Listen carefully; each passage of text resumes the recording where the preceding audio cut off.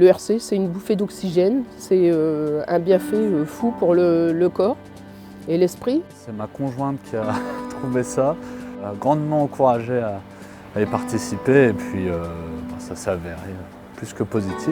Je dirais que c'est vraiment des lieux essentiels pour, en plus des soins que l'on suit avec nos traitements. C'est une initiative régionale dans le cadre du plan Cancer 1 qui prévoyait la création de kiosques d'information. Et en région, on a souhaité aller plus loin en créant de vrais lieux dédiés à l'accompagnement des patients, donc des lieux d'accueil, d'information, mais aussi des lieux où les patients peuvent bénéficier de soins de support. Actuellement, on a 16 ERC et plus de 47 antennes. On est complètement dans une politique volontariste de développement de ces espaces ressources cancer, qu'on soutient en partenariat avec le conseil régional. Les usagers qui viennent à l'espace ressources cancer sont orientés de différentes manières.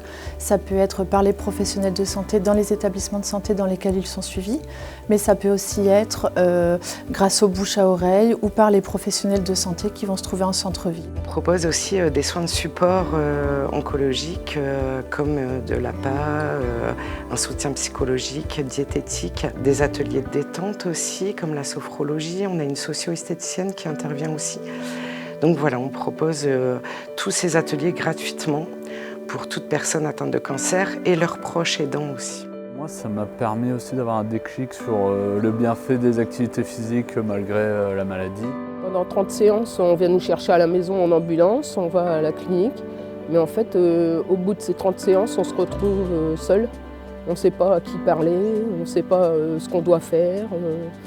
Et puis on a envie de retrouver le corps qu'on avait avant, malgré les interventions chirurgicales subies. Donc l'ERC, c'est une ressource, c'est tout pour se sentir bien. Donc on n'a pas à s'occuper du budget, combien on va mettre pour telle séance. L'activité physique, du coup, ça a des bienfaits physiques, mais aussi psychologiques et sociaux. Pour les personnes qui ont un cancer, d'une manière générale, toute activité confondue, ça va permettre de limiter les effets secondaires, ça va permettre de mieux s'armer face à la maladie aussi. Je suis en train de tester toutes les activités, donc à la fois le sport, le yoga, la diététique, le surf. On propose aussi bien des activités collectives, ce sont des activités qui vont être propices à des temps d'échange, échanger sur le parcours, échanger sur les envies ou sur tout autre sujet. Et les soins individuels vont vraiment être des temps privilégiés pour des temps de réconfort. La première chose qu'on a mis en place, ce sont les ateliers de cuisine. Donc c'est des ateliers de cuisine thérapeutique où on réapprend aussi à bien manger tout en passant un temps de convivialité plutôt agréable. Et on a aussi rajouté des consultations individuelles pour les dames qui avaient des besoins spécifiques. On peut voir vraiment la différence quand ils arrivent en fait à l'inscription. Et quand ils terminent en fait tous ces soins qui sont proposés et ils reprennent confiance en eux vraiment. Et en fait ça permet vraiment de continuer justement à l'extérieur des choses qu'ils ne faisaient pas forcément avant.